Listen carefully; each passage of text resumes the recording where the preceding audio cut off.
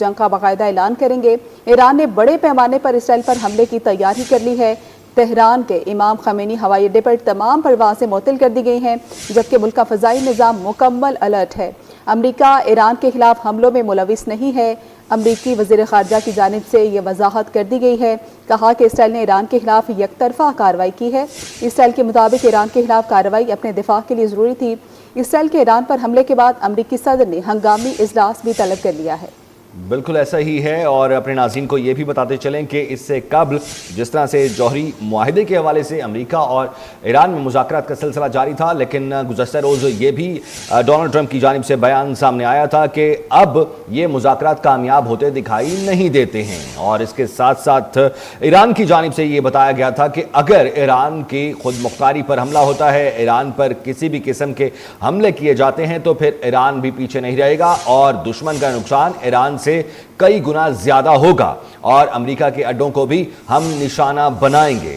یہ بھی واضح طور پر کہا گیا تھا، اور اب کچھ دیر میں باقاعدہ جنگ کا اعلان بھی تہران کی جانب سے کر دیا جائے گا۔ اپنے ناظرین کو یہ بھی آگاہ کرتے چلیں کہ جس طرح سے بھارت نے خطے میں جنگ مسلط کرنے کے لیے پاکستان پر حملوں کی کوشش کی تھی، اسی طرح بھارت کا حامی، بھارت کا دوست اسرائیل بھی اسی ہٹ دھرمی پر برقرار ہے، اور اب خطے کو ایک مرتبہ پھر سے اسی صورتحال سے دوچار کرنے کے لیے اقدامات اٹھائے گئے ہیں اسرائیل کی جانب سے بمباری کی گئی ہے ایران میں، جس کا فوری طور پر جواب بھی ایران کی جانب سے دیا گیا ہے، اور جنگ کا باقاعدہ اعلان بھی کچھ دیر میں کیا جائے گا۔ تازہ صورتحال میں اب تک کی جو اپڈیٹس ہیں وہ آپ کو آگاہ کریں تو اسرائیل نے ایران پر حملہ کیا ہے۔ تہران سمیت مختلف شہروں میں اسرائیلی فضائیہ نے بمباری کی ہے۔ حملوں میں پاسداران انقلاب کے ہیڈ کوارٹرز کو نشانہ بنایا گیا ہے۔ اہم شخصیات کو نشانہ بنانے کی اطلاعات سامنے آ رہی ہیں۔ پاسداران انقلاب کے جنرل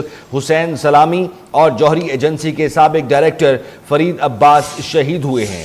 آزاد یونیورسٹی کے صدر مہدی تہرانچی بھی حملے میں شہید ہو گئے ہیں۔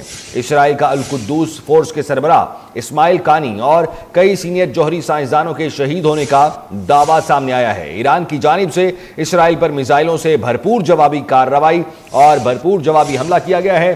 آیت اللہ خامنائی کچھ دیر میں جنگ کا باقاعدہ اعلان کرنے جا رہے ہیں۔ ایران نے بڑے پیمانے پر اسرائیل پر حملے کی تیاری کر لی ہے۔ تہران کے امام خمینی ہوائی اڈے پر تمام پروازیں معطل کر دی گئی ہیں۔ ملک کا فضائی نظام مکمل طور پر الرٹ ہو چکا ہے۔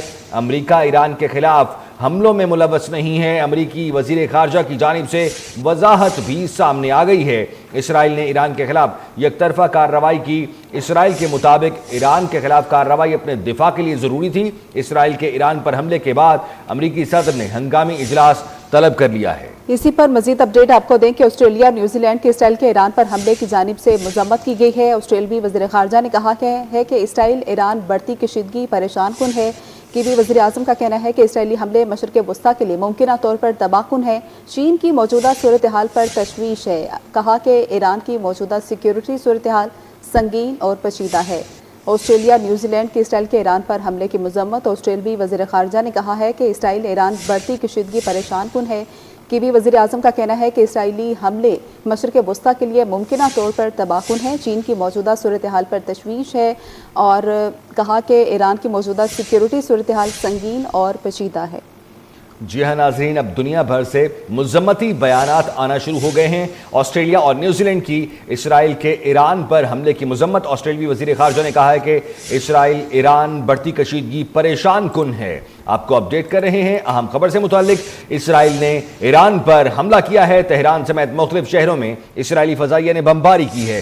حملوں میں پاسداران انقلاب کے ہیڈ کوارٹرز کو نشانہ بنایا گیا ہے، جبکہ امریکہ کی بات کی جائے تو امریکہ کی جانب سے فوری طور پر بیان سامنے آیا ہے، وضاحت سامنے آئی ہے کہ اسرائیل کی جانب سے جو ایران پر حملہ کیا گیا ہے اس میں امریکہ ملوث نہیں ہے۔